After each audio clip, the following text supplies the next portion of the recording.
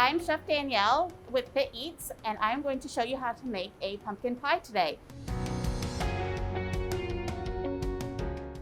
I have a cup and a half of all-purpose flour and 1 stick of salted butter. With this, we're going to add a tablespoon of sugar, and we want to cut this butter into itty bitty pieces using a dough cutter. You can also do this with a fork. The idea is to cut your butter into the flour to create almost a cornmeal consistency. So when you roll your dough out, you want it to be really flaky with little pockets of butter. Once you cut your butter up, you're going to have a consistency a little coarser than cornmeal or corn grits. Once you have that, we're going to start with 3 tablespoons of ice cold water. Once you add your water, you're just going to stir this together until you get a soft dough. And we're going to keep adding water until it comes together.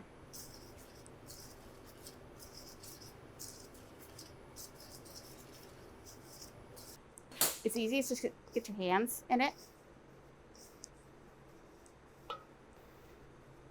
And when it all comes together, it will look like dry Play-Doh. I like to use parchment paper because it keeps it from sticking to the table. And once it comes together, I use my fingers to create a disc.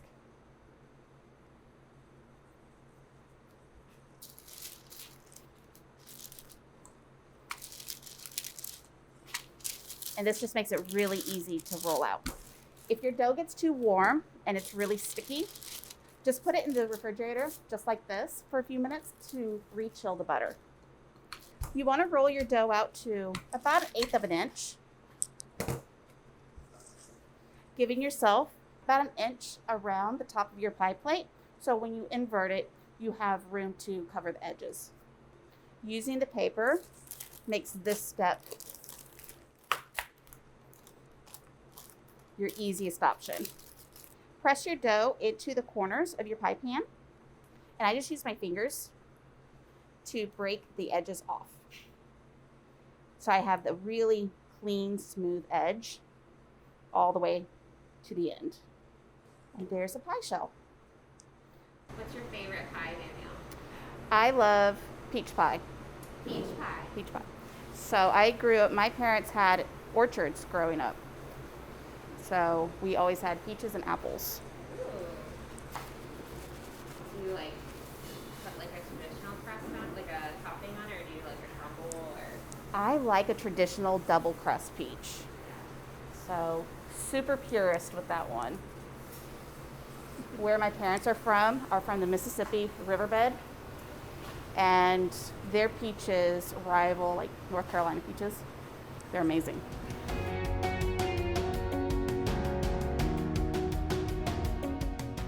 Now that you have a complete pie shell, we're going to set this aside until we do our filling.